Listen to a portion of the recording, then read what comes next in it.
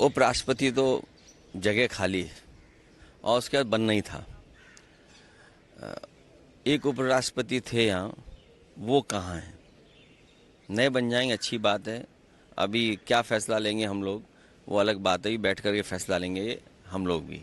खैर, उससे महत्वपूर्ण सवाल है जिसके लिए आज मैं मौन रहना चाहता था, लेकिन आपने मौन रहने नहीं दिया।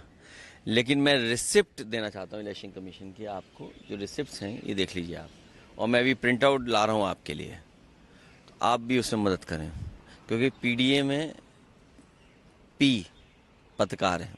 जब आप हमारी मदद करोगे तो अभी कम जीत के आए, अगली बार ज़्यादा जीत करके आएंगे, क्योंकि पी का मतलब पार्लियामेंट भी है। सर इलेक्शन कमीशन ने एक लंबी चौड़ी प्रेस कॉन्फ्रेंस की, उन्होंने कहा कि मैं प्रिंट होने गया है, प्रिंट होकर के मैं आपको रिसिप्ट देना चाहता हूँ, क्योंकि जिस समय ये आरोप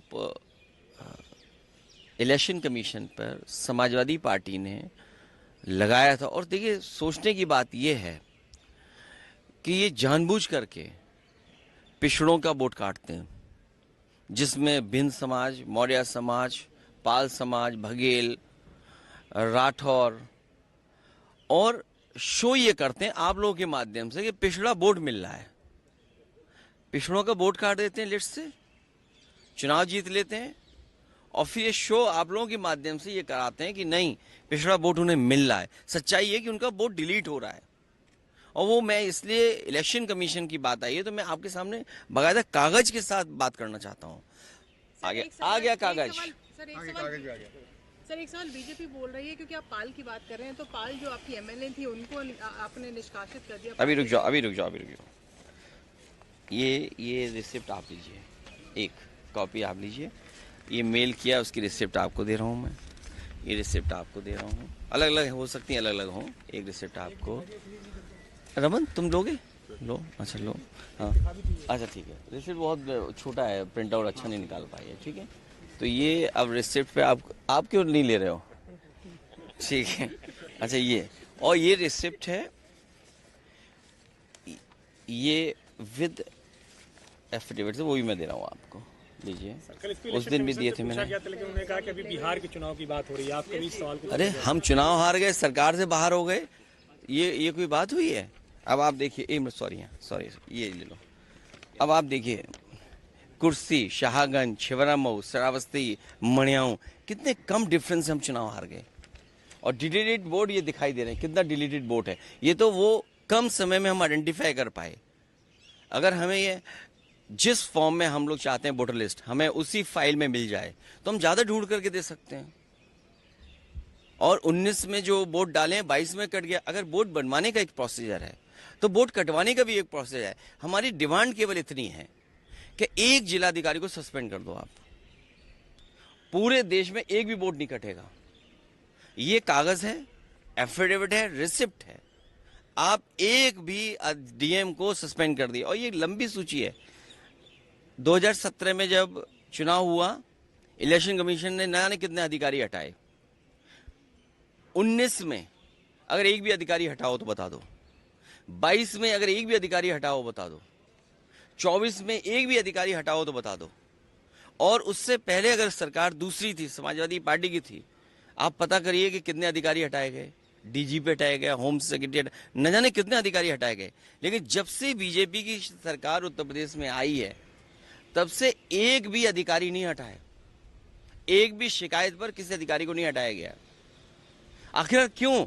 इलेक्शन कमीशन, इसका मतलब यह है कि बीजेपी का ज्यादा कहना मानता है। हम अगर शिकायत करें, उस शिकायत पर कोई कार्रवाई नहीं होती है।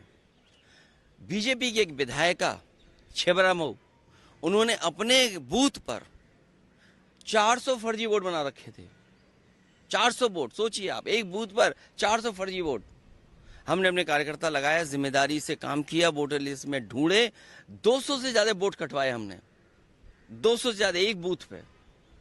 अगर ये एक्सरसाइज जो पॉलिटिकल पार्टी कर रही है, ये एक्सरसाइज इलेक्शन कमीशन भी तो करे कि आखिरकार बीजेपी के लोग अपने बूथ में क्यों ज्यादा वोट बनवा रहे हैं। बीजेपी ने जो प्रेस कॉन्फ्रेंस का भी डाटा दिया और कहा कि इतने तो फेक एड्रेसेस और फेक, तो आप कार्रवाई करिए। अच्छा, कॉन्स्टिट्यूएंसी पे भी देखिए, मैं ही कह रहा, अगर मेरी कॉन्स्टिट्यूएंसी पे कहा है, हालांकि वो वीडियो मुझे ढूंढना पड़ेगा, वीडियो जो एक विधायक कह रहे हैं कि मैंने वोट बनवा लिया, मैंने वोट कटवा दिए बीजेपी के।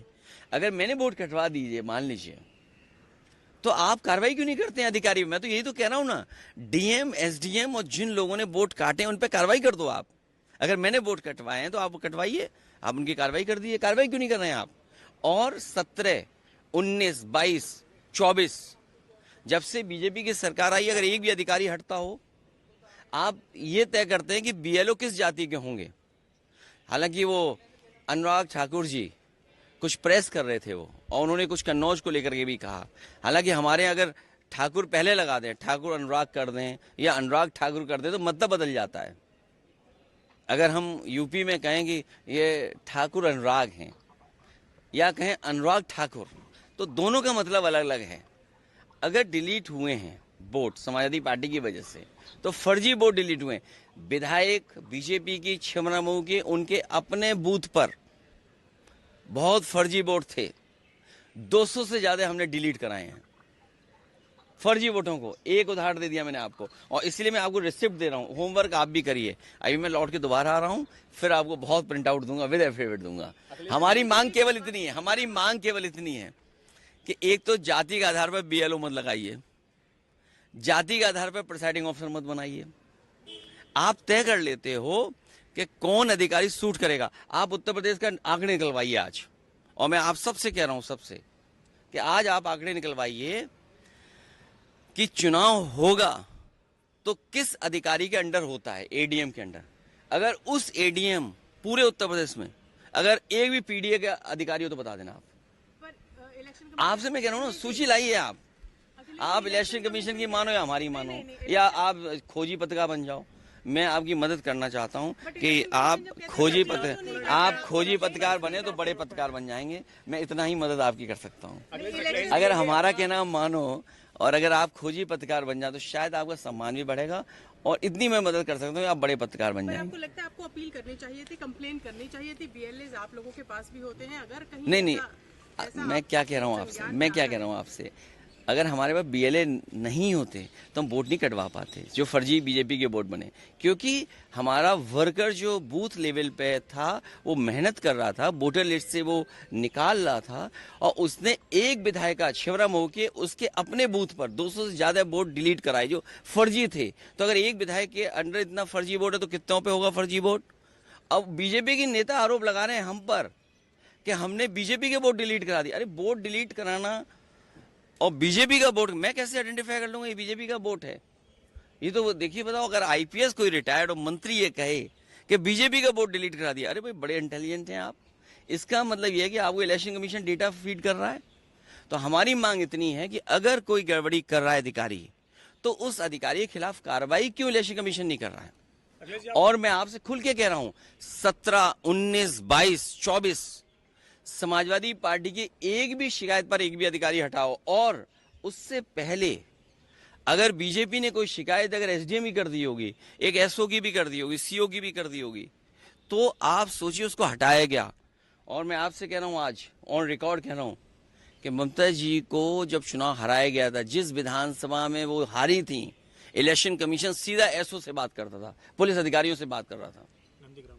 बीजेपी ने जिस तरीके से अखिलेश जी, मुझे एक बात बताइए कि एनडीए का उम्मीदवार वीपी पोस्ट का आप पहले ये इम्पोर्टेंट, लोकतंत्र बचेगा कि नहीं बचेगा? और हम आपसे कहना, वो जो हमारे प्रेसिडेंट थे पुराने वाले, वो कहाँ हैं? आपके सवाल का जवाब तब दूंगा जब आप उनको और हमें सब मिलकर के चाय पी लें। पर आप ये तो बताएं, सीपी राधाकृष्णन आपको ठीक लगे कैंडिडेट एनडीए? हम अभी सब हम विपक्ष के लोग हैं, जो हमें अच्छा नहीं लगे हम विरोध करेंगे।